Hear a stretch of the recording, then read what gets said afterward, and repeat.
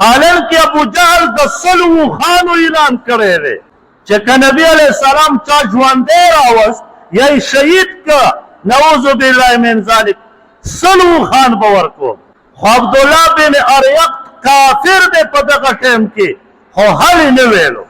مونږ دی الله معاف، مونږ په دې قرآن خلقو ته قسم وکړو، په دې قرآن په جرګه کې په لاس کېږدو، په دې قرآن باندې طلاق واچو چې نن نه بعد زموږ د دوو خاندانونو جوړه شوه، لیکن څو ورځې نه وي تېرې چې دا یو ظالم راپاسي بیا مسلمان شهید، بیا بل مسلمان بیا مړ کړي. د دې قرآن خلاف دی. حالانکه کافر په دې قرآن ناس نه وي ښودی، هغې دومره په واده کې سخت و چې د خپلې وعدې خلاف به یې نه کړ.